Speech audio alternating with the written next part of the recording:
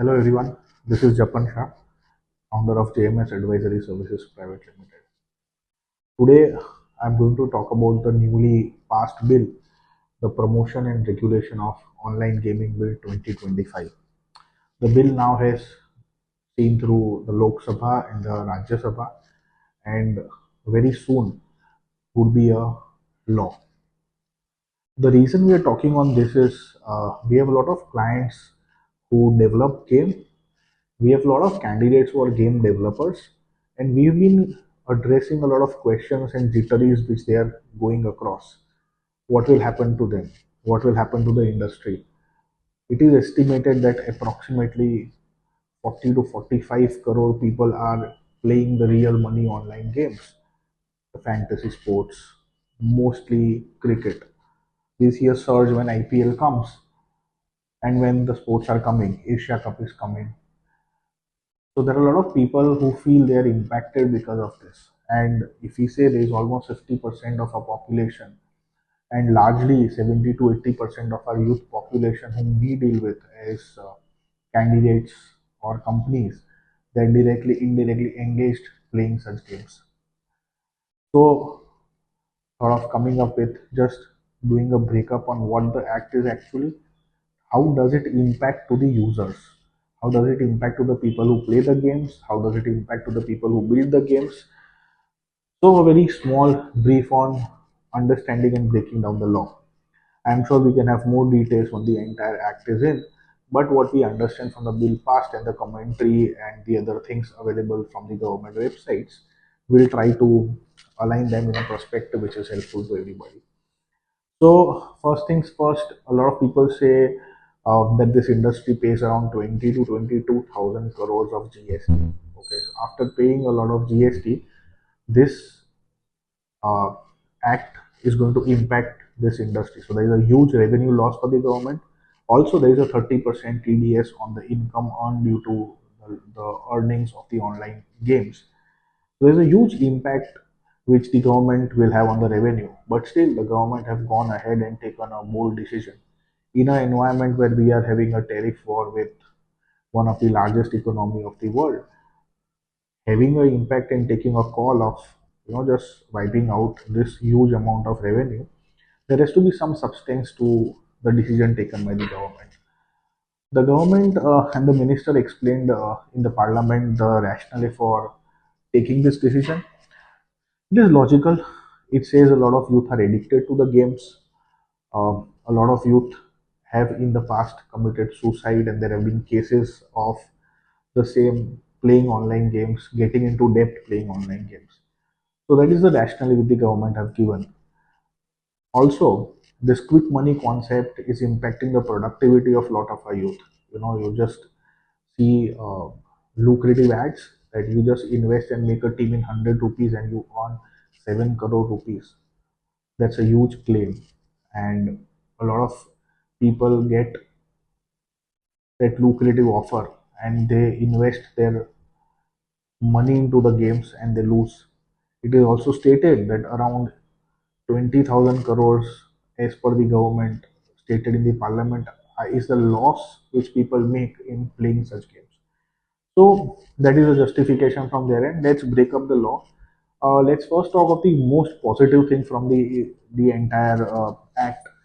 So the government is going to recognize esports as an official sport now. So like you have Kho, Kabaddi, cricket, hockey, we will have esport as a regularized sport in our country, governed by the Ministry of Youth and Sports Affairs. So we may have the Association of E-Gaming of India nearing the future. The government have clearly stated in the act that they are going to promote e-sport. They are going to have technology, research, and infrastructure required. Also, they will get into tournaments of esports. So maybe the Khelo India next can have esports. To remind everybody, Indian e-gaming players have been doing really well on the global scenario, and these e-gaming are team sports, and we've won a lot of champions in esports already in India. So the government is going to incentivize this entire esports and promote it big time, So the worry of developers, the worry of the companies who make games, I think it's a relief, because if you make great games, there is a huge opportunity of getting into tournaments, creating tournaments, getting tournaments. Yes, there is money involved here also, but there's the prize money, it's a competitive money, and it's purely based on the skill, uh, the strategy which you have in e-games. So that's the huge positive outcome of the bill. If you look at the bill, they've categorized it into three parts. One is e-gaming. Second, they have categorized as the social games or skill games or cultural games. So the games like we play Sudoku, Snakes and Ladder, they all chess. These all games are allowed. These all games would be live. People can keep playing all these games, and these games would also be promoted. So again, there is no challenge of getting these banned. Obviously, companies can charge for the games from the App Store or the Play Store. They can have 50 rupees as an annual fee to play the game.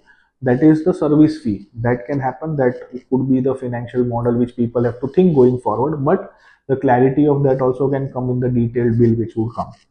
And the third part which they said was the online money games, which we say real money games. So real money games, all the games in which money is involved, all the games in which you have to pay money and it is based on chance, it is based on skill, but money is involved, all those games are banned. These games would see a sunset in the coming future. As of now, if you say the bill is not in light, so till the time it is in light, these games are on.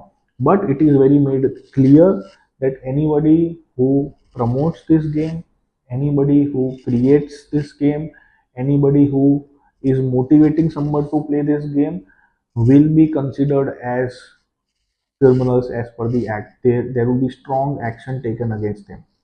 The bill have also made it clear to the financial institutions to not get into any financial transaction of such apps. So transferring money, getting payout can be a challenge.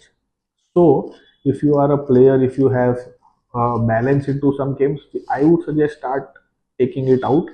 Post the bill is out, there will be strict regulations on getting things moved out.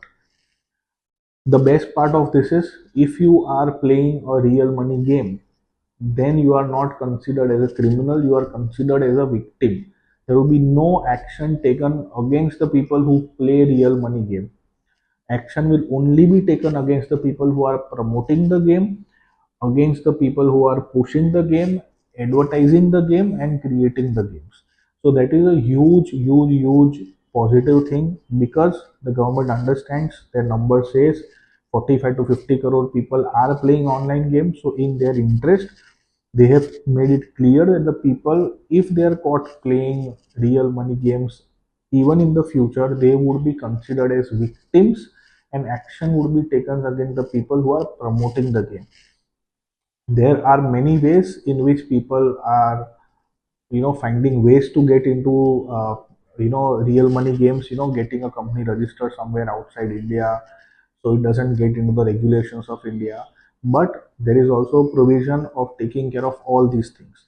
The government is going to establish an authority which would define what is a category of the game, what kind of rules and regulations would be required to register as a game, and it would also take into consideration the apps which are registered outside and the way they are being moving here.